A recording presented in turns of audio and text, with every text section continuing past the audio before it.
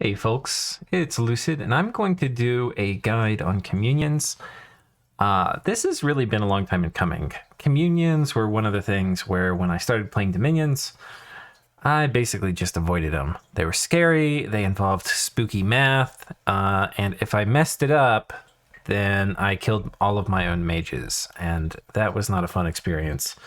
So I quickly learned to just kind of like leave well enough alone and figure out how to cast things without entering into communions. This guide, we're going to cover most of the major points of communioning. However, I don't really have like a lot of visuals to show you. I may do this guide again and actually like set up a bunch of test instances of different types of communions. And if I do that, anyway, there may be an addendum to this. But first of all, there's this great resource on IlWiki. You can also look through the Dominions manual, and it's going to have some notes on communions, though this is better. In some ways, this is like kind of the outline for what I'm going to talk about. I also have a spreadsheet here, which I'm going to include. Yeah, you'll be able to look at this and enter your own things into it. And I'll probably pause in the video and add some more of these. These are basically just different circumstances and how much fatigue gets distributed. First, let's talk about what a communion is. Well, a communion is when you have multiple mages entering into kind of a pact where they combine their magic power together so that they're more powerful together than they are individually. Describing it like that, you might think it's always a good thing to do. Wouldn't we always want to be more powerful by combining our forces together? And the answer is not quite, because the way you form a communion is you have communion slaves and you have communion masters. And basically, communion slaves, they basically enter a state where they're not capable of casting any spells, but they're essentially like batteries for the communion masters to use to cast their spells. So the masters are going to become more powerful, significantly more powerful, and they'll be able to use the fatigue of the communion slaves and have higher magic paths. The communion slaves, on the other hand, they can't do anything. So in some ways, it's a way to take 20 mages and to turn them into like 5. Right, or something, right? If you had like 15 slaves and 5 masters, is that a good communion? Well, maybe not. It's going to depend. So let's talk about kind of how that works. So the first thing I want to talk about is you can only have one communion on your side. There's a few ways to enter it. You can basically do it through spells, like where you become a communion master. This is an Astral 1 spell. Then you can become a Sabbath Master. It's a Blood 1 spell. You become a Chorus Master. This is only open to middle-aged man. But these will all enter the same communion. It's not like there's 3 different communions you can be in, one for each of these. That's not how that works. You have the corresponding slave spell over here. There's also abilities that are on units, like you can be like a hardwired communion master. This is what like late age Phalegra has, or middle age Phalegra. They've got this kind of like hardwired into their units. Same thing for communion slaves. Like also middle age Pythium has communion slaves that are units even. They're not even commanders. And then you have items which basically grant this ability. So yeah, you can basically hardwire your own communions by making crystal matrices and slave matrices. And the crystal heart, I think, also does it too, which is kind of cool. It's an expensive version of the crystal matrix. So yeah, I mean, and then Phalegra has the oppressor headband, which is just an easier crystal matrix for them to forge. So that's basically how you do it. There's only one communion you're in at a time. You can't be in like multiple types of communions. There's not like a separate one. Let's talk about the path boosts. So basically it's like log 2 of the number rounded down is the formula for path boost. So you have 2 slaves. That gives you a path boost of 1. You have 4 slaves. So it's like 2 to the power of 1, 2 to the power of 2, 2 to the power of 3. Basically whatever that power is the path boost you get for masters. And what you can see from that is it doesn't take many slaves to get 2 bonus magic paths. Sweet, only takes 4 slaves. To get 3, okay, 8, that's now a lot. 4 is like, holy crap, 16, that's a lot. 5, that is a tremendous amount. Like, you hardly ever see 32 communion slaves or 64 communion slaves. These would be very rare. And while you certainly can do it, you can definitely have this many mages in a game. Oftentimes you don't want to put them together. Just bad things tend to happen. Like, firestorms dropping from the sky, etc. when you put too many mages in one spot. So you tend to not see these as much, but you certainly can. And yeah, you get really big path boosts. Now, that's the main reason you want to do this, is you want to have, like, let's say you want to cast Army of Gold, which is a great late game spell. You have to be, I think it's Earth 5, but it's 3 Earth Gems to cast, so an Earth 4 with 4 Earth Gems can cast it. But you only have, Earth 1, Astral 1 mages. How do you do it? Well, you have them jump into communion, and you wire them together.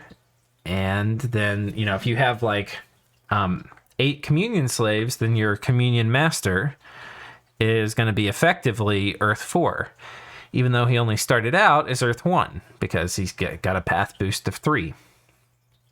And then you can cast a big spell.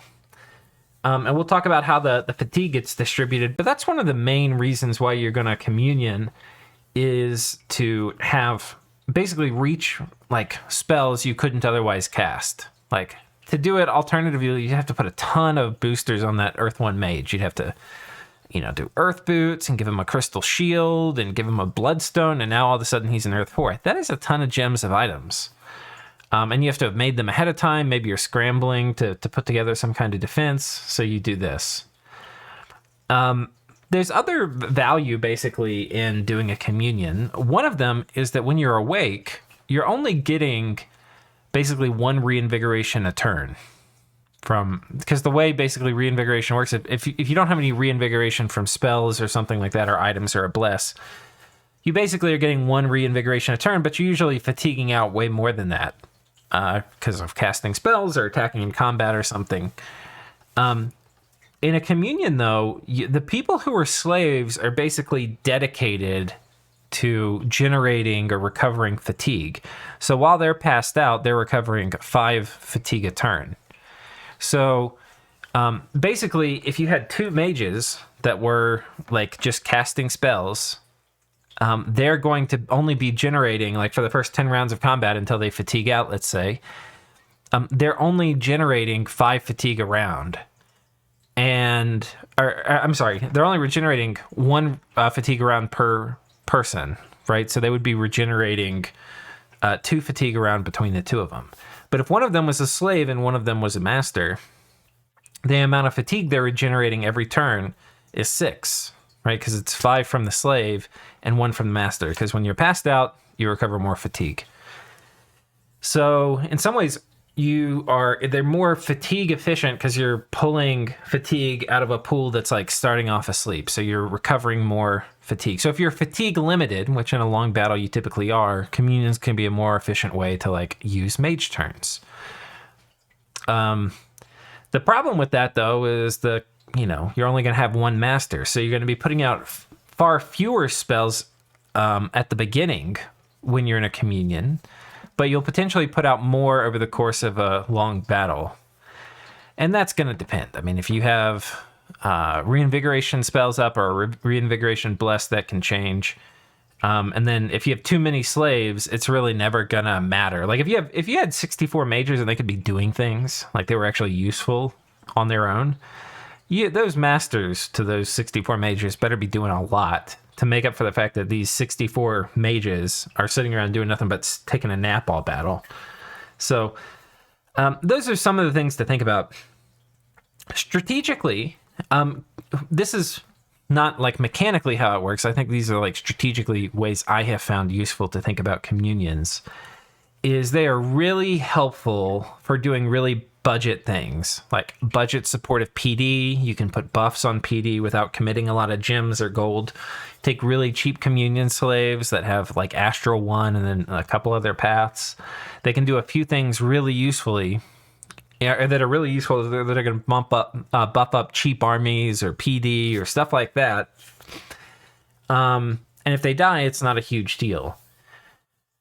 They're also really powerful in big armies. The problem with them in big armies is communions tend to be fragile, and that's something we need to talk about. So one of the problems with communions is, like, what if you need 8 slaves to get a path boost of 3 to cast Army of Gold like we were talking about?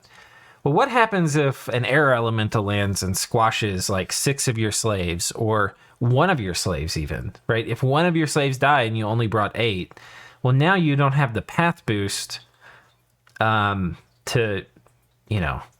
cast the spell you needed to. And you might have been like, oh, well, the air elemental could have landed on my solo caster before. Yeah, but now he's got 8 times as many targets. And if he hits any of them and they die, now you're in trouble, right? You're not going to be able to get off the important spells you need to get off. Your army's going to lose the battle.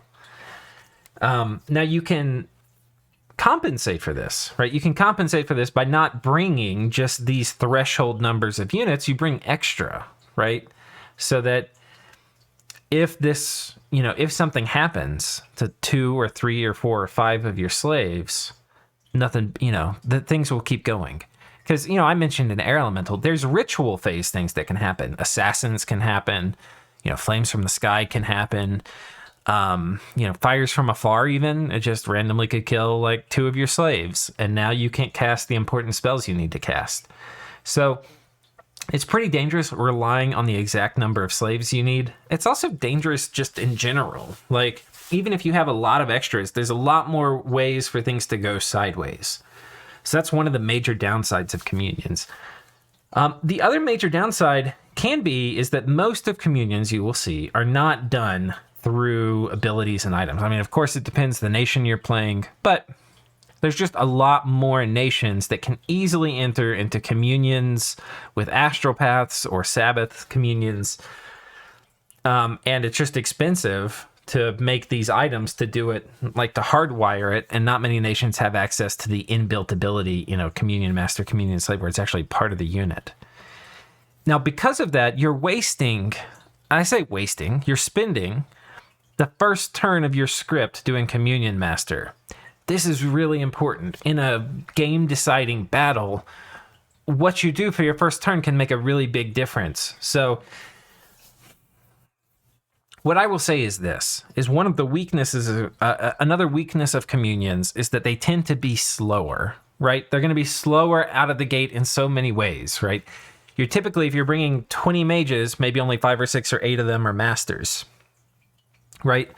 The other person's bringing 20 mages. If none of them, maybe if he's not even bringing 20, he's bringing 15, but they're slightly higher paths. The first setup may have better fatigue efficiency over the long run of the battle if nothing happens to the communion slaves, but the other one's going to like front load damage or buffs or whatever it is they're doing, right? They're going to do a lot of things with those 15 mages before this thing, even the fatigue efficiency even ends up mattering. So they're slower in terms of getting spells out, but they're also slower in terms of getting off key buffs. Like if you want to put Fog Warriors out, it might be a big difference if you have to do Communion Master, then Fog Warriors.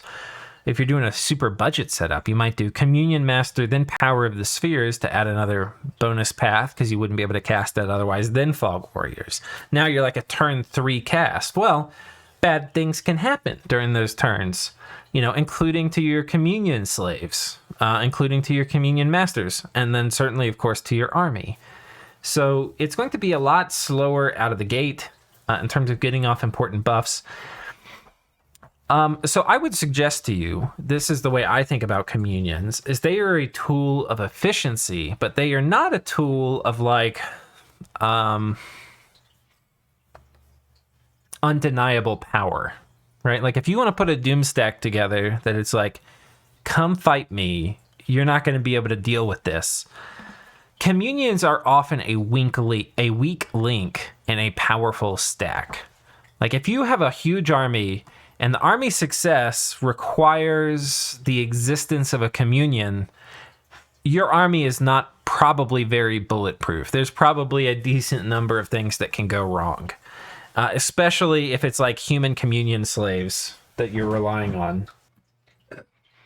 So, yeah, you're exposing yourself to more risk if you have a communion and your important doom stacks.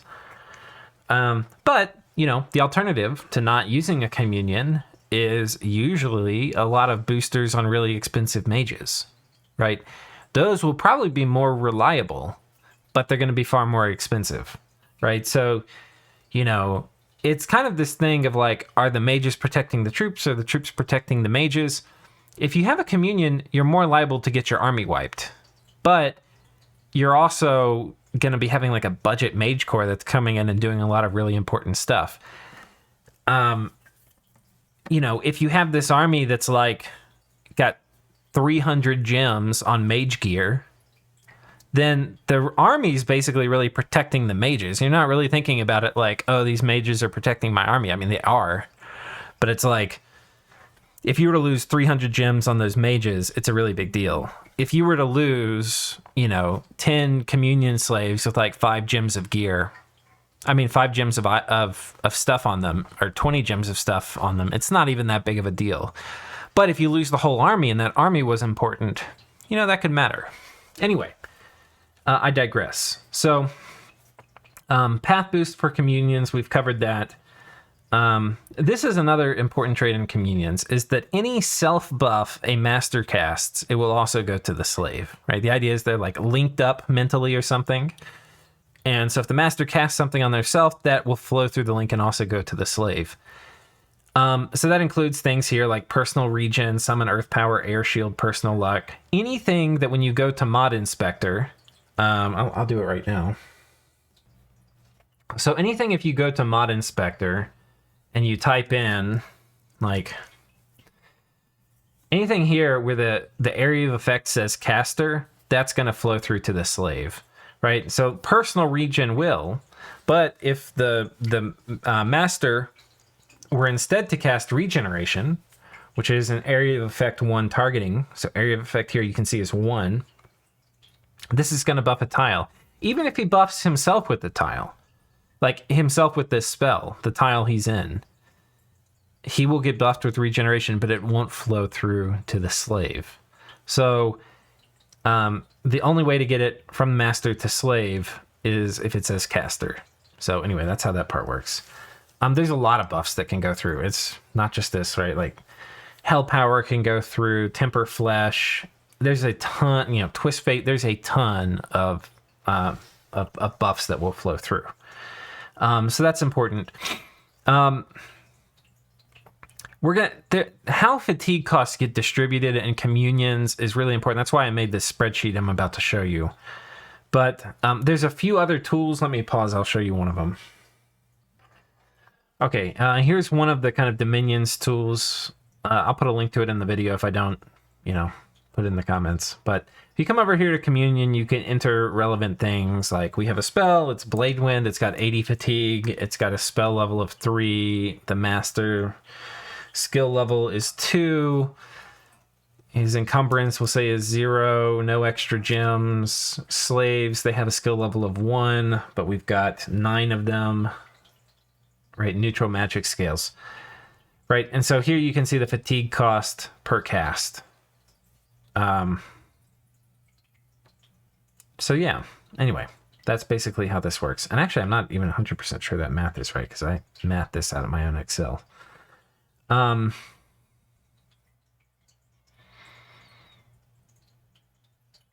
Parts of it look right. I'm actually questioning other parts, but we'll take a look at it. Anyhow, there's that resource. I'm going to pull this up. Why don't we actually do that now? So basically we have the same thing here. Oh yeah, we've got basically the same. I've got slightly different math here. So this is 9 slaves. The slaves in Earth 1, the masters in Earth 2. They're casting a spell called Blade Wind, which is a spell right here, which is it requires you to be Earth 3 to cast. It's 80 fatigue. Basically, the way this works is you take the casting level of the master, right? You add to him the casting bonus he gets from the communion, right? So if there's 9 slaves, right, that's more than 8, and 8 is a power of 2. So 8 is 2 to the 3. So the bonus you get from casting with as a master with 9 slaves is 3, right? Because it's 2 to the power of 3 gets 8. We're not up to the next threshold, which is 16. So you get a bonus 3. So the effective level of the master in this case, because it's a level 2 plus 3, is going to be 5, right? What this is going to mean is he's casting this 80 fatigue spell. He's actually going to get it's going to get multiplied by a third. That's the amount of fatigue that's actually going to be generated. And basically it's, if you're one level above, you get a half fatigue discount. So if he were only like, if somehow this were only 2, the casting bonus were 2, this fatigue would get divided in half. So anyway, that's how that works. Basically, you're going to generate as if he were, how much fatigue is the spell going to be based on just the master's level. Now, stuff like encumbrance and stuff, that doesn't get distributed to the master yet. But things like magic scales and stuff do come into effect for this. I don't have this in the spreadsheet. But yeah, you basically have how much fatigue is generated, but then that fatigue gets split up. And basically the way it gets split up is you treat the master as one person, and then you treat the slaves, like how many slaves as basically the other parties. So the total number of parties, even if you have multiple masters, like even if I were to have 5 masters, masters don't spread fatigue to each other. So when each master's casting, the calculation looks at that one master and however many slaves there are. So 9 slaves, 1 master, you're basically going to divide this by 10, right? Because 9 plus 1 is 10. So the amount of fatigue that's going to go to the master in this case would be 2.7. The amount that would go to the slaves is 5.3. Now, I didn't do this in this one, but you would add to it, the encumbrance penalty, the heat penalty, all these things would get added to it to go to the master. So it would probably be a bit more than this when you look at how much the master is actually going to get. And then this how much goes to the slave. So there's some important things, though, that let me go back to this sheet, which are that if the master and the slave are the same level for the primary path of the spell, then the slaves receive basically whatever that fatigue cost I just showed you, that's what they get, right? But if the master and the slave are not the same level, right? If the master is a higher path than the slave, then what that's going to mean is the slaves are going to take more fatigue. And think about it, it makes sense, right? If the slaves are a higher path than the master, like the slaves are more magically advanced than the master, they would take less fatigue. Right, so you have to imagine some super powerful, Earth 10 mage, and he's using some guy just out of college to be his communion slave. He's like an Earth 1 mage. That guy's not ready for what that master's putting out, right? He's going to take a ton of extra fatigue because he's a lower level. So the way it works is that if the master's higher, they're going to take 2 times the fatigue. But if the master's way higher, so if the master path divided by 2 is a higher level than the slave, then he'll take 4x. So potentially you can be taking 4x the fatigue from that was basically distributed. And the time where that happens is basically this fatigue gets generated based on the level of the master, and then it's going to get distributed out. It happens at this phase. So here you can see the master is level 2, the slave is level 1. So the slave is going to get twice the fatigue that was distributed to the master. Okay. If they're the same level, like right here, then you can see they take equal amounts. And then if the slave is a higher level, which I don't know if I have. Oh yeah, so right here, they'll take half the fatigue that was distributed to the master. Now, we're going to look through a couple of scenarios here. This is 9 slaves, 1 Earth, 1 slave. 9 Earth 1 slaves and 1 Earth 2 master, and they're casting the spell Blade Wind. And then we're going to look at this where it's we inverse the path. So the slaves are Earth 2 and the master's Earth 1. And then we'll do it again where they're Earth 1 and Earth 1. And by the way, there may be small bugs or whatever in this spreadsheet. I think this is approximately correct. And some of these things, like, look, I'm showing you the numbers so that you can start making good decisions in games, but exactly what they are usually isn't going to matter. Like, I don't think you need to get out this calculator every time to like calculate how much fatigue per spell is going to be. There's just so much uncertainty in the game that spending too much time on this is a bit of a waste of time. What it's useful for is understanding broad paths, right? Like, roughly this is how it plays out. Okay, so don't obsess too much about the details. That's my humble advice. Okay, so if the slave is a higher level than the master, two things are going to happen. One is you can see the net master level here decreased from 5 to 4. Let me zoom in here. It's probably going to be hard to see on YouTube. So the master slave level, the master magic path level has gone from 2 to 1, but the effective level has dropped by 1 for that same reason. There's the same number of slaves. They're providing the same communion boost, but there's a lower master level. What that's going to mean is that the fatigue generated from casting the spell that has to be distributed is going to be higher, right? Because instead of taking 80 and dividing by 3, which is the fatigue reduction for being 2 over the required spell level, we're going to take the 80 and divide by 2, which is the result from being 1 over the required spell level. But the slaves are actually going to get significantly less fatigue around. The master is going to get more, right? But the slaves are going to get less. And the reason they're going to get less is because you're basically, even though you're taking a higher number here, this 40, you're dividing it by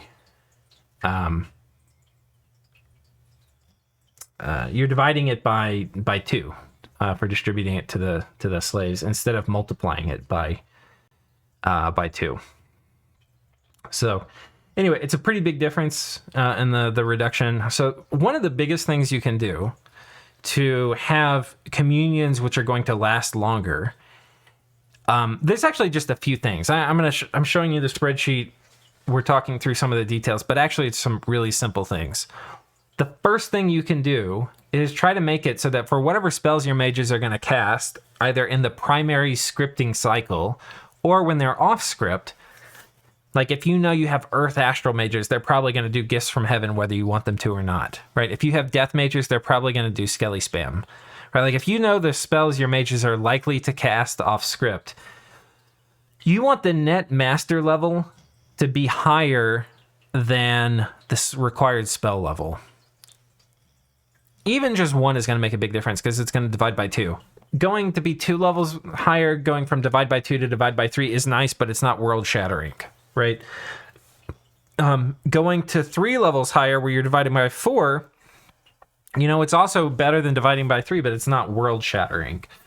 So being a higher level than the required spells that you're going to be casting on and off script is going to go a long way to reducing the amount of fatigue damage your slaves are taking. The other thing that's going to make a really big difference is having a higher magic level on your slaves than on your masters. So what is included in that? Is it this communion bonus level? Is that what we're talking about? No, we're talking about the base level. So this master starts off as 2, the communion puts him up to 5, but this 5 is not what you compare to the communion slave level. It's the base level of 2 that you compare to the communion slave level of 1. And if this is higher, then the slaves are going to take bonus fatigue. If the slaves have a higher level than the master, as is in this case, they'll take less fatigue. So this actually, Blade Winds is a super fatiguing spell, right? Like if you have Earth mages and they're going to be casting Blade Wind off script, it's going to fatigue out of communion usually really quickly. But here you can see it's actually not that much fatigue distributed because we've actually checked off 2 boxes. We have a higher master level than the spell level by 1, so the fatigue's going to get divided by 2, as you can see here. And we have a higher slave level than the master level. And so that's going to cut the slave fatigue also by 2. So doing that, we can take this 80 fatigue spell and really cut it down so it's not a ton of fatigue. So that's a really important detail for having, somewhat stable communions. Yeah. I'm trying to think if there's something else I want to mention on that topic. I think that's about it for that. There's some important rounding issues. So one thing is there's various times when a slave will have 0 in the effective path, right? So this is 0, right? When is this the case? This is the case, like maybe you have an Astral 1 slave and they're being a communion slave. The masters are, astral in nature and they're spamming nature spells off script, or they're astral in death, they're spamming death spells off script. The slaves have no path in the primary path of the spells that the master is casting. That's going to make them 0 in that path.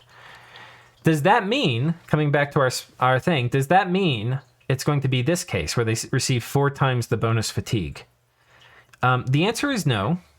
The answer is that if, you can basically see the math here, right? If the communion slave level is 0, if the master level is 2, they're going to receive basically the four times the amount of fatigue. But if the master level is 1, they're only going to receive 2 times the fatigue. So that's a pretty important thing, and that just has to do with how the rounding works. So what does that mean? It means that if you're going to be doing a lot of off-path casting, right? And that can be, it could also be like your Pythium or somebody, right? And you have the communicants who have no paths at all. So it's always going to be off-path casting. It's going to be a lot less painful for the slaves if all the masters are only one-path mages. I mean, they can have 1 in multiple paths, but they're no higher than 1 in any path. So that's a thing. Oh, I remember there was something I was going to say about this situation up here earlier. When we were talking before about buffs being distributed, one of the things that's really important, where was that over here? Slaves receive self-buffs. Most all of the path boosting buffs also get distributed. Power of the Spheres gets distributed. Storm power gets distributed. Phoenix power gets distributed. Water power gets distributed. All those things get distributed. Other things, like Light of the Northern Star, is going to affect communion slaves and masters. So you can get some kind of weird effects where you boost up the slaves. Okay, let me pause it. I'll show you an example. Okay, so in this example, I basically copied this Blade Wind example from above down here. So you've got 9 slaves. In this case, the slaves are going to be a higher path than the master. So what I want you to imagine is there's an Earth 1, Astral 1 group of mages that you're using to make this communion, like Imperial Geomancers from Middle Age TNG. And what you've done is you've put them in a communion with 9 slaves, and you've had one of the masters, not the one we're looking at in this example, but we've had one of the masters cast Summon Earth Power. It's applied that buff to all the slaves, and it's made the slave level go from 1 to 2. But all the other masters haven't done Summon Earth Power, only that one. So for that, for all the other masters, they're going to be effectively the path you see when you click on the unit is going to be 1 in Earth, and then they'll have a bonus from communions of 3. But the question is, should we have mislabeled this? Should we have our masters cast, all of our masters cast Summon Earth Power, or shouldn't we?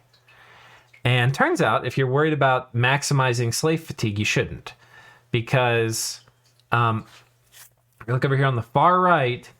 The amount of fatigue each slave is getting is going to be less in this top case, where the master is a lower level, than it is in this case, which would basically be if you had all the masters cast Summon Earth Power.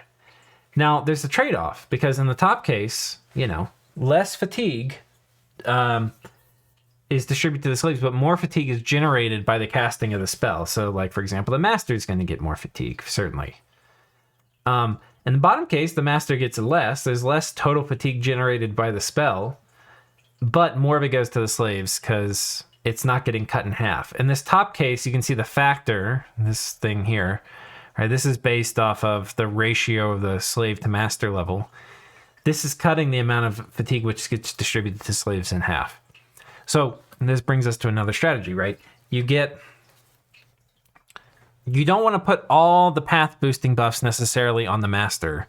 What you want to do is you want to put all the path boosting buffs on the slaves, right?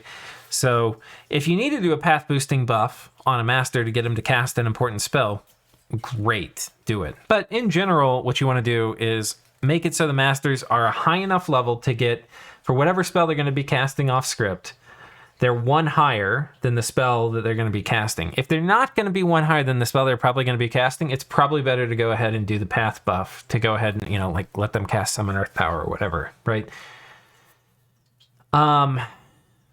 There's other benefits to being a higher spell level for the master too, like bigger area of effect. So in those cases, you may also want to cast it.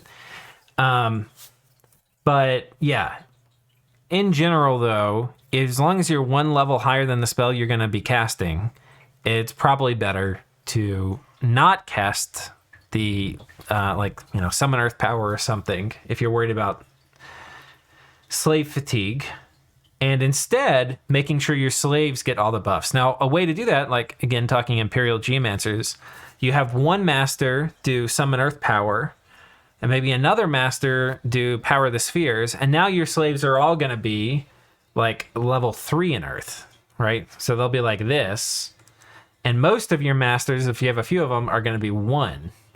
Now, that's not going to change the factor. The factor is going to be 0.5.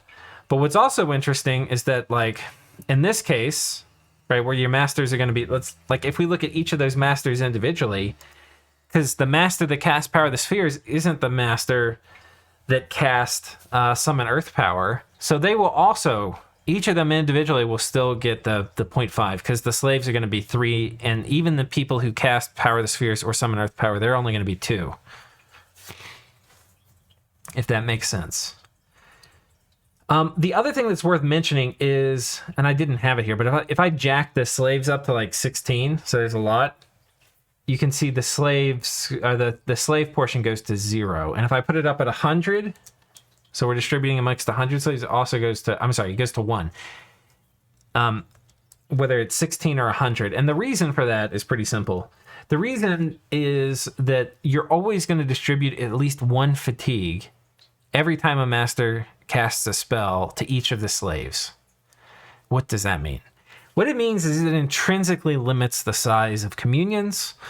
Maybe at some point this will change in a future version of Dominions or something, because I don't know if it's the best mechanic to have these rounding errors. It'd be kind of cool to have really big communions. But the way it works, communions do not scale up very well. Like, if we go back to this sheet where we're looking at like 64 slaves, the other problem doing 64 slaves is you can't have 32 masters on top of 64 slaves, which normally is like a good ratio, right?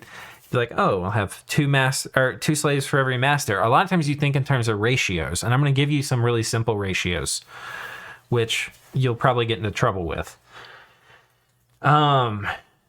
But yeah, 60. If I tell you for on-path casting, a safe ratio is 1-to-1. Communion slaves to communion masters. If the battle doesn't time out, you'll generally get by okay with that.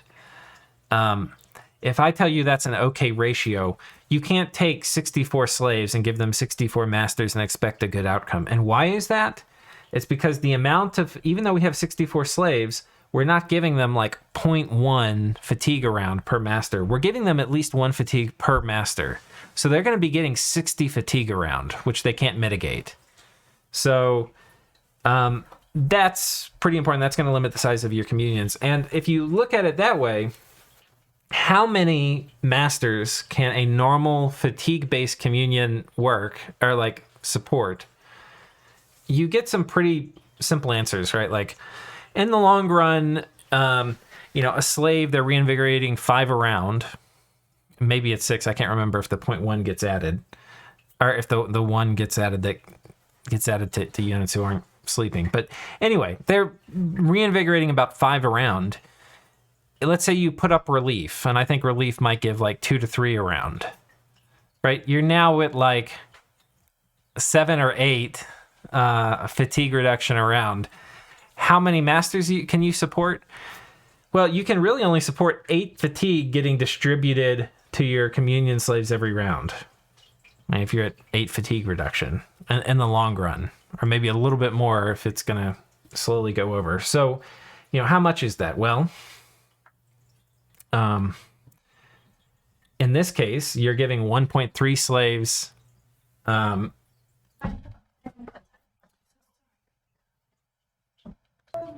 Sorry, I got distracted there. So, basically you can figure out how much fatigue a communion can support, or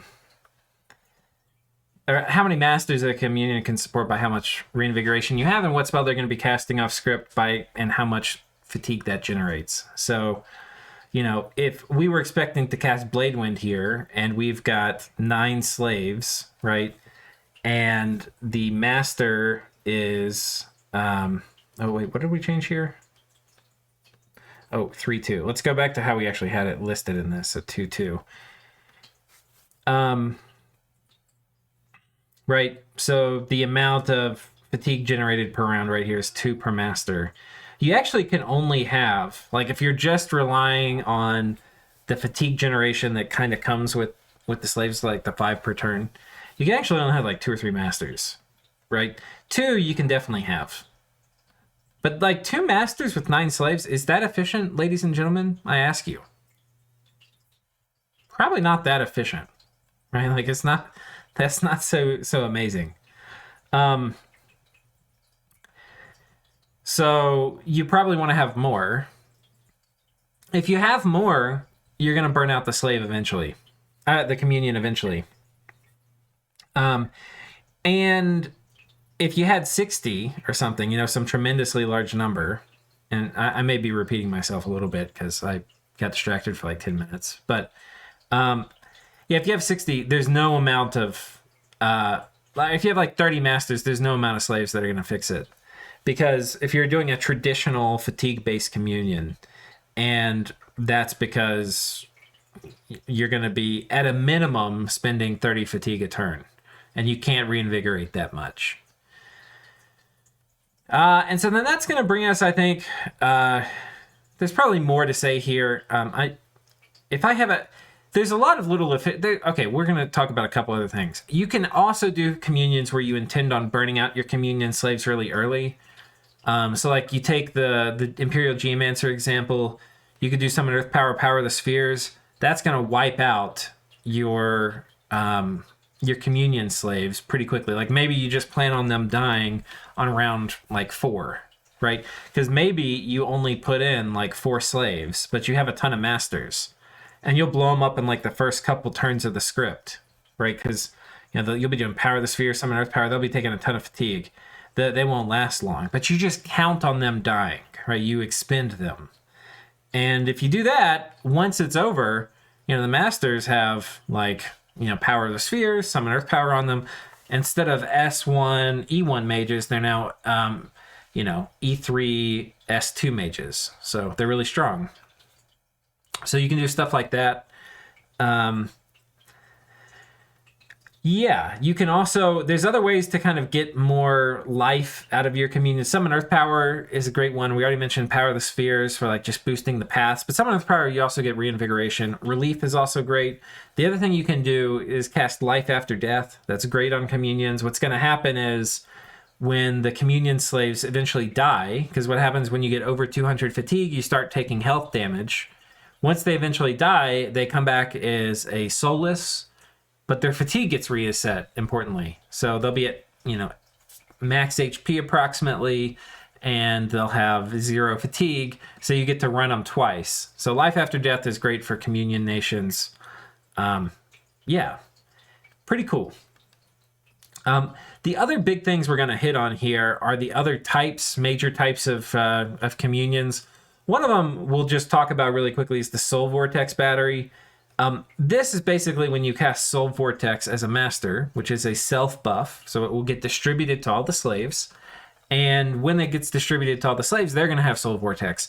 So what you do is you put things around them, ideally things that either regenerate, like Lamias, or things that have a lot of HP, like Vine Ogres, around them. They cannot be lifeless, right? Because Soul Vortex doesn't work on lifeless things. And it will basically suck life force from them and turn that life force into, fatigue reinvigoration for the master. And what's important about this is you can usually get effectively very high reinvigoration from Soul Vortex, like very high. So it's random, and the higher the MR, like if you cast anti-magic, you're going to get less fatigue removed each round, because it's an MR check for the Soul Vortex batteries in terms of whether they're going to lose life and donate fatigue to the person sucking from them. So the communion slave with Soul Vortex on them. So it's random and it's based on the MR. So things like anti-magic slow down, but it's still a source of a lot of reinvigoration. So it's also kind of annoying to script. And then if the slave ends up dying, then the people on guard commander on the slave end up running into combat. Anyway, those things are all manageable, but that's one way to just significantly increase the reinvigoration of your communion. It's something I don't see much. I've seen it a few times. I've done it a couple times. Honestly, I think the way I look at this, while on paper, while it certainly can be strong, I think it's a strong technique, probably something I should find more use cases for. A lot of times you want your troops fighting, right? So if you take significant numbers of your troops, you put them on Soul Vortex battery duty, they're not fighting. And so that's one reason that's like a strike against it. And yeah, actually, that's kind of one of the main ones. I mean, the other thing is, for winning a battle decisively, I mean, a lot of times you're going to do it whether or not you do this thing or not, whether you do the Soul Vortex battery or not. It can be decisive. It's a strong thing. Think about doing it. I've managed to get by very fine in Dominions with only doing it like a couple times. And the couple times I did it, I don't know. And it was never like a screaming success, where I was like, oh my God, I have to do this every time. It's a thing. You can do it. Consider doing it. It can be strong. I'm probably going to find ways to do it more if I can, but it takes a lot of micro. You have to recruit these guys ahead of time. Using human troops, they tend to just kind of get killed by Soul Vortex too, and you're like, right? That's the thing you can do. Basically, you also get hit points from it, which can help if you're over 200 fatigue and you're taking hit point damage. But the main reason you're doing Soul Vortex batteries is to take the hit points of the people guarding the communion slaves on bodyguard and turning that into fatigue reinvigoration, basically, for the communion slave. Okay. The other one is turbo communions. I'm going to explain this pretty simply. We could probably do a whole thing on turbo communions, but the way you normally see it is you'll see a Scrotty, which I'll pull one of these guys up.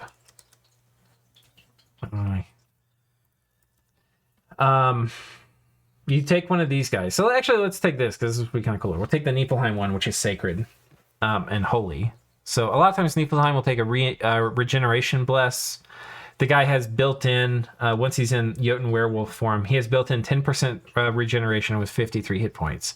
If they take a regen bless, they're going to be up at 20% regen. And then if you have a Gaija, which is something Niflheim can recruit, they cast personal regen, which goes to the communion slaves. You get this guy up to 30% regeneration. What is 30% of 53? So 53 times 0.3, and we'll round up for this. It's 16. You'll get 16 HP regen a turn. Now, let me see the actual fatigue damage. Takes over fatigue. Take 1 extra point of damage per 50 spell fatigue. I thought they changed this. I thought they made this a lower number. I thought it was like 25, but apparently it's 50. Now, what does that mean? So if you have a communion slave and they take if this number here, like here, you can see there's 53. This would actually be over the threshold. I think they would take 2 damage, or maybe they take 1 damage with a random % chance of taking a second one. I forget it. They might explain it. Let me pause and see if they explain it. Okay, I'm not actually completely sure, but it's not, in practice, it's not really going to matter because we'll get to the rule of thumb for this. And then we'll go back into the rule of thumb for these communions too, for the non-turbo communions. But basically, well, I'll come here actually. So as long as you're taking under 50 fatigue from the base spell, you'll take 1 hit point of damage per time the master casts a spell, right? And why is that? It's because once the communion slave hits 200 fatigue, which you count on that happening very early in a turbo communion, right? They're going to fatigue out very quickly, right? So once they hit 200 fatigue, every spell will basically cause them to take an extra amount of fatigue. I mean, of HP damage. Most of the time, even with a small number of slaves, sometimes if you only have 2 turbo communion slaves, you can get where this is going to be, they're going to be taking 2 hit points a tick. But oftentimes if you have like 4 scrotty, right, or 5, so not many, but like 4 or 5 scrotty, we'll copy and paste this one here. If you have 4 or 5 scrotty, it's very hard, like, even if the master, even if the scrotty are basically off-path casters and the master's too, so you're getting the 4x multiplier, it's very difficult for non-army buff spells to generate 50 fatigue a turn. It can certainly happen, but it doesn't happen very likely, right? This would be somebody off-path casting Blade Wind, okay? Like, it's probably not going to happen. And this is still going to basically be 1 HP damage a turn. So where does that take us? Slaves are going to be taking 1 HP every time the master casts a spell. What does that mean? It means you take the regeneration that a unit has. So like in the case of this Scrotty, we had said that he can regenerate 16 a turn. That means he can support 16 masters. Now, how would that actually work for Niflheim? It means usually the masters for Niflheim are going to be Gaija. These ladies, why is it not?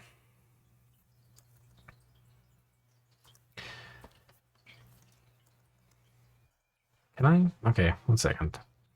Niflheim.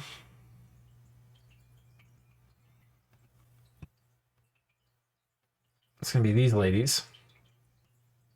So you could have 16 of these ladies on top of 4 of these werewolves. Maybe even on top of 2. I'd have to run the math. 2, it's very possible you start taking 2 damage, right? And they'll like horde of skeletons or whatever it is. And they'll have a path boost of 2 because it's 4 slaves, right?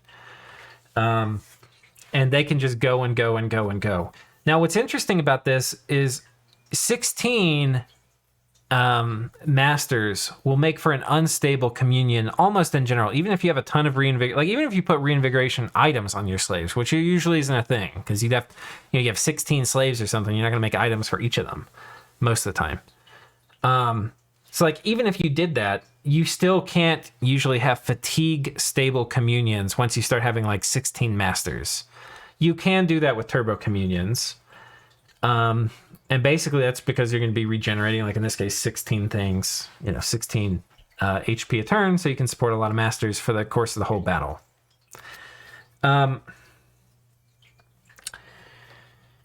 So does that mean turbo communions are the way to go? I mean, they're pretty strong on nations that can do them. The downside of turbo communions is usually the turbo communion slaves are rather weak. Are rather expensive, so you can't have too many of them. So you're usually not going to get as high of a path boost, because you're usually not going to want to have like 10 scrotty, right, or 16 scrotty wired up to a communion, which is going to give you a huge path boost on your mage. So a lot of times, if you think about it, turbo communions tend to have low path boosts, but they tend to have a ton of sustainability. And the fatigue-based communions can have very high path boosts, but they tend to have like, a little bit less durability in terms of how long they'll run for. Now, is it a problem if your communion's going to blow up if the battle times out? Certainly can be. Ways to avoid that are win the battle decisively and quickly. Of course, easier said than done. But also making yourself immune to things which are intentionally going to time the battle out, right? So like a monolith teleporting on you, if that's something you're worried about. Have your mages scripted in a way so that it's unlikely a monolith is going to turn timer the battle, right? Have it so that a super combatant isn't going to be able to turn timer the battle, very easily. These things are easier said than done, but those are things to think about when you're running like a big fatigue-based communion, not a turbo communion. So, I think we'll close with some kind of rough rules of thumb, because ultimately you're going to hear all this, then you're going to play a game and you're not going to want to end up like pulling out a spreadsheet or going to the web page I linked or whatever and doing calculations. You're going to mostly operate off of rules of thumb. I'll give you some very basic ones. 8 masters. For most of the time, if you're not dealing with turbo communions, if you're dealing with fatigue ones and you don't want your communion slaves to die, try not to go too much above 8. Like 12, you could kind of do. By the time you start going over 12, your communion's going to start falling apart really quickly. And that's based on the fact that you're always going to distribute at least 1 fatigue per round to slaves, right? So no matter how many slaves, once you start going above those numbers, it usually starts getting a little sketch. Aside from that, if you're doing off-path casting, so if you're doing off-path casting, which is going to relate to these situations here, right? If the slaves and masters don't share all the same paths, so this can happen like when the masters have a lot of random paths that the slaves may not have, or you're using a lower quality mage than the master. Off-path casting, have at least 2 times as many slaves as you have masters. What I have found is, especially if you're hitting this, so if the masters have more than 1 magic path that are in there, right? So if they're, by that, I mean, they're like, Astral 2 or Earth 2 or, whatever the spells they're going to be casting, they have at least 2 magic path built into their, to their unit, whether it's from, Summon Earth Power or Power of the Spheres or whatever, whatever's showing up on their unit card. If that number is higher than 1, then even 2 times the number of slaves per master, even if you have a small number of total masters, right? Like you only have, like if you had 4 masters and 8 slaves, but the masters have 2 in various paths they're going to be casting spells in, you'll actually probably in a long battle burn the communion out. And these are just rules of thumb, right? If you go higher, you can probably have, if you're like, you do 12 or 16, especially because you get the path boost, which is going to lower the amount of fatigue that gets distributed some. Especially if you only have like 4 masters, that would last a long time, right? But yeah, basically, it's going to be twice as many slaves per master if you're doing off-path casting and only at like 1 path per master. But if you start going like,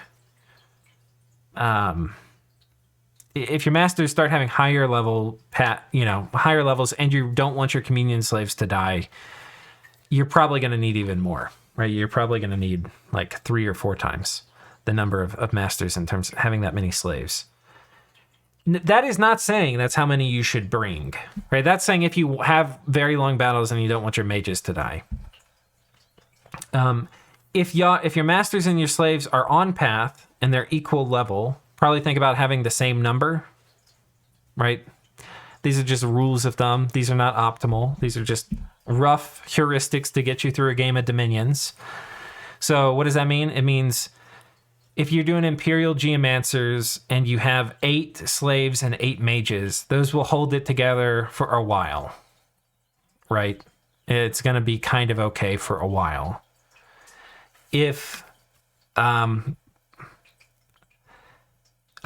your slaves have a higher path than your master, that can be because they're a different chassis that's a higher quality chassis than the master, or because of, like we talked about, how you distribute buffs so that the slaves have like Earth Power and Power of the Sphere, so that they're higher level than the master.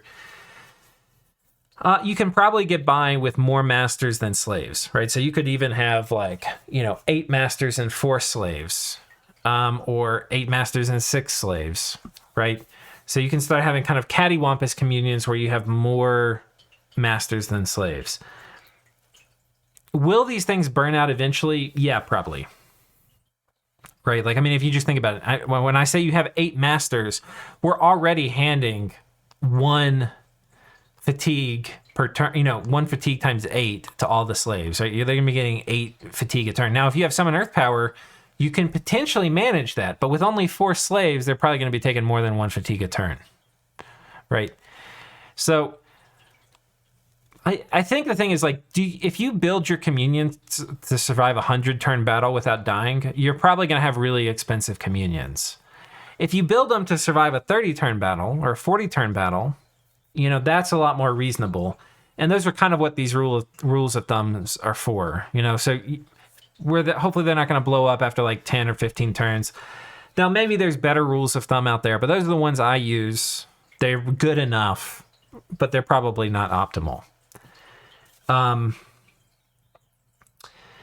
And yeah, we already talked about the rule of thumb with turbo communions. The number of hit points you regenerate is how many masters you can support. There's a few other things I just want to mention for running communions. Having access to blood is huge because reinvigoration will reset the fatigue of the whole communion if a master casts it. So you can, on the 5th scripting slot, you can cast reinvigoration and then it'll wipe the fatigue of everybody and reset it. Life after death is also really good.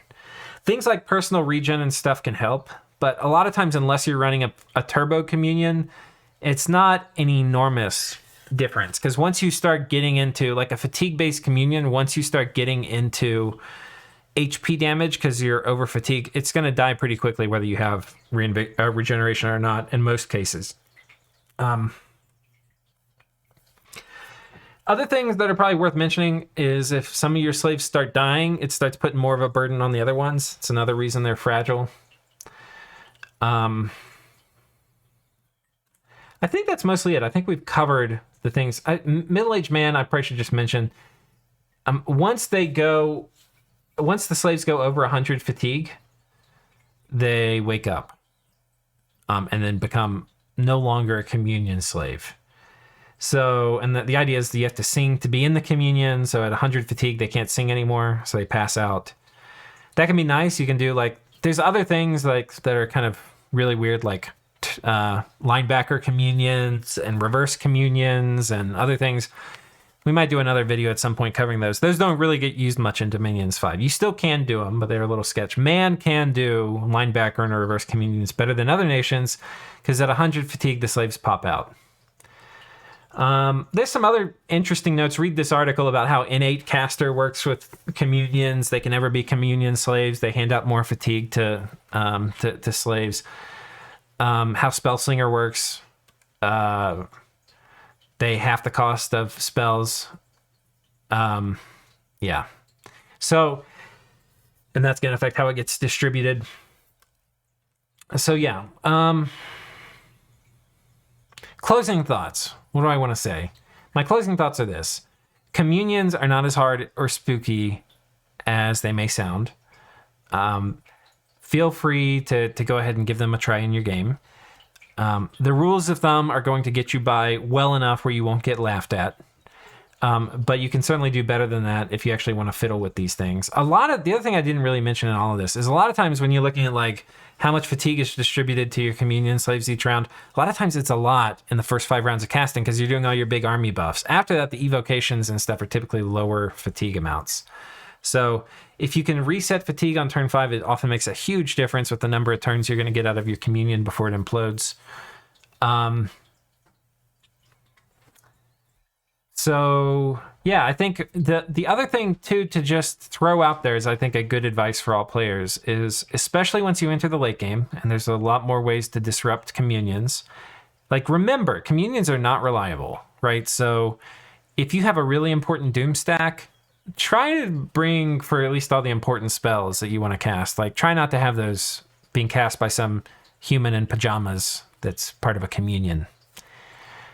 And with that, I'll leave you. Until next time, take care.